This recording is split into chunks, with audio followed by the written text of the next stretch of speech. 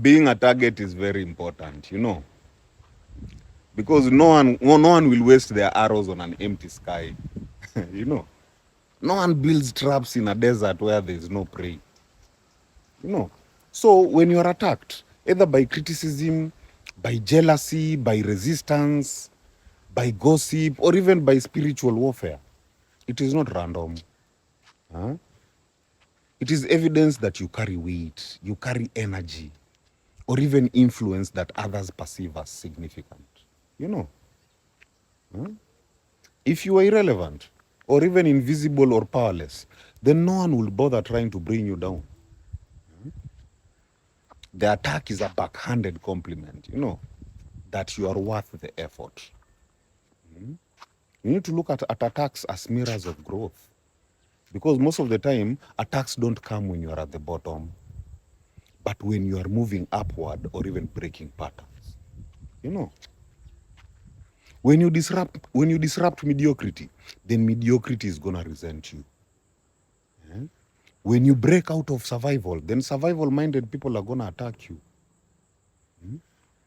When you live in truth, then falsehood will feel threatened. The very fact that you attract opposition shows that you have entered a level where your presence matters. So relish the attention.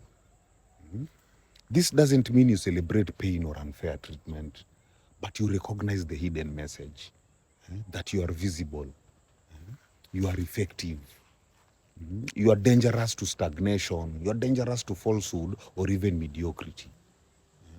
So instead of shrinking back, then you reframe the attack as validation, that it is not proof of weakness.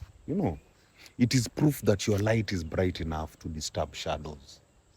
And that is the time or the chance to prove yourself. Being attacked is also an invitation to grow in mastery and resilience,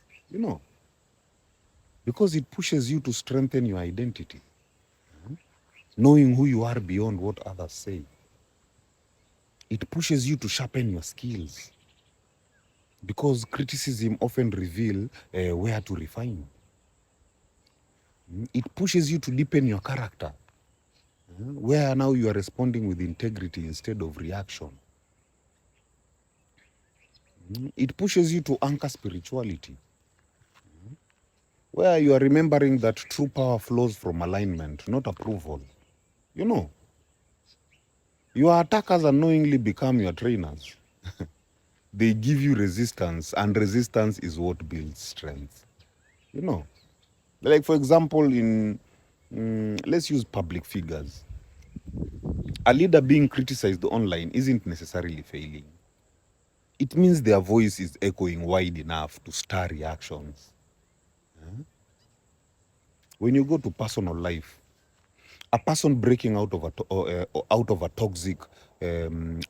toxic family pattern often faces backlash, not because they are wrong, but because their courage exposes what others fear facing. Even in spiritual growth, a person pursuing peace often attracts chaos, not because peace is weak, but because peace reveals the instability of everything around it. In short, being attacked is not proof of your insignificance. It is proof of your impact. Those arrows flying at you, they confirm that you are standing for something strong enough to be noticed. So rather than shrinking, rise. For the attack is only the shadow cast, the shadow cast by your own growing light. My people, heal. Heal.